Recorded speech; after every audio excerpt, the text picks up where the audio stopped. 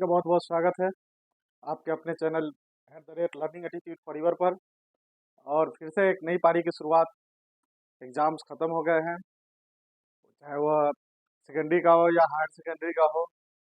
और फिर से हम स्टार्ट करते हैं सेकेंडरी और हायर सेकेंडरी का जो मैथ्स है, इंग्लिश है, साइंस है, जो भी सब्जेक्ट है जो आपका उसमें बेसिक है क्लास सेकेंडरी में, उसको पहले हम लोग देखते हैं।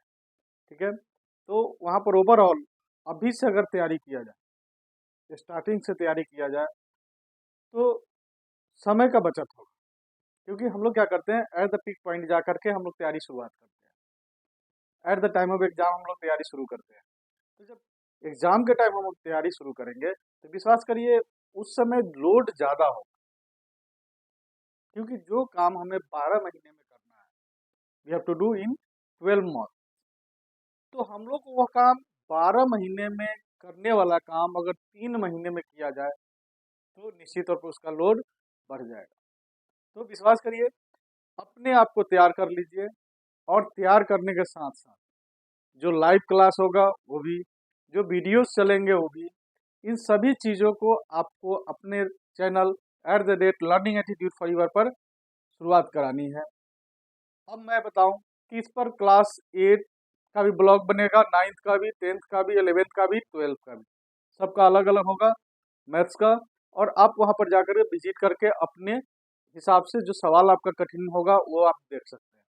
मैं बता दूं, बोर्ड एग्जाम में, लास्ट बोर्ड एग्जाम में हमने हाइट एंड डिस्टेंस का क्वेश्चन कुछ हमने शेयर किया था और हूबहू क्वेश्चन आया। तो इसका मतलब क्या है कि एक मैंने कुछ जादू नहीं किया, लेकिन कहने का मतलब एक गेस था, एक अंदाज था, एक अनुमान था कि वो क्वेश्चन आएगा और हमने बनाया, बताया और आ गया एग्जाम में। तो विश्वास करिए, यहाँ पर गेस करने की जरूरत नहीं है, अनुमान लगाने की जरूरत नहीं है। जब पूरे तरह से प्रिपेयर्ड होंगे तो काहे का गेस, काहे का अनुमान। विश्वास करिए, अब जो शुरुआत होगी वह शुरुआत एक कमिटमेंट के साथ करेंगे, एक अपने आप से कंसिस्टेंसी के साथ करेंगे, खुद से वादा करके करेंगे। विश्वास करिए, जब वो अपने काम को शुरुआत अपने रूटीन यानी समय सारणी बनाकर शुरू करेंगे तो विश्वास करिए आपकी तैयारी परफेक्ट होगी। क्योंकि वह समय सारणी ही यह तय करता है कि किस विषय को कितना समय देना है, कौन से सब्जेक्ट को कितना समय हमें देना है, how much time we have to give each and every subject according to their problems. तो हम लोग को उसके समस्याओं के हिसाब से हमें समय का निर्धारण करना है। जो जितना ज़्यादा कमजोर होगा उस पर उतना ज़्यादा फोकस करने की जरूरत होती है, और जिस पर जितना अधिक फोकस करेंगे वह उतना ही मजबूत हो जाता है। विश्वास करिए, अब जो है हम लोग फिर से शुरुआत करेंगे सेकेंडरी एंड हायर सेकेंडरी का, और आपको हर चैप्टर का हर ब्लॉक पर अलग अलग मिलेगा। दूसरी बात, बहुत सारे बच्चे बोलते हैं कि सर इंग्लिश बहुत वीक है, I can't speak English, I can't read English, I have a problem of words. There are lots of problem they are talking about. तो हमें अपनी जो सब्जेक्ट्स है, मैं ये नहीं कहता कि मातृभाषा को छोड़ करके ये कर लीजिए, नहीं, लेकिन अभी डिमांड है।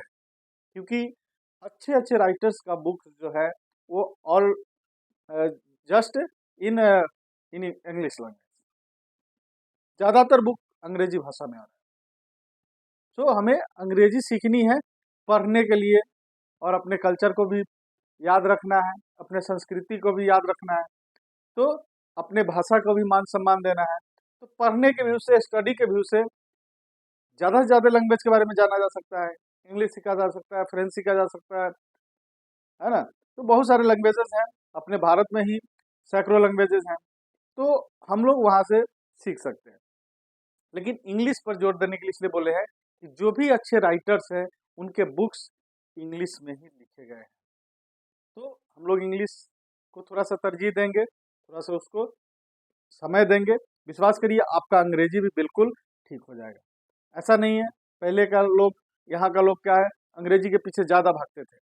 जो व्यक्ति अंग्रेजी बोल लेते थे उनकी जो समाज में जो रेपुटेशन होता था वो काफ़ी हाई लेवल का होता था, जो इंग्लिश बोल लेते थे। तो अब ऐसा नहीं है, अब हर बच्चा इंग्लिश बोलता है, कोशिश करता है, और कोशिश करने की वजह से वो बोलने लगता है।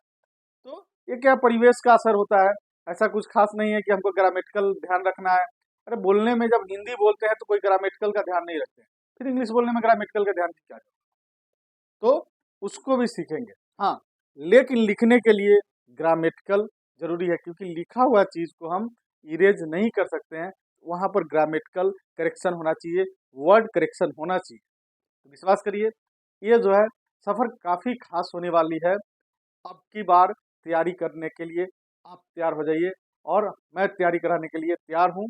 और आप इस चैनल को अधिक से अधिक मित्रों के बीच शेयर करें, @लर्निंग एटीट्यूड फॉर यूर।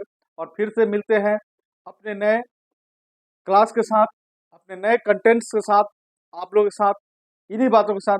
पुनः आग्रह, like, share and subscribe. Thank you.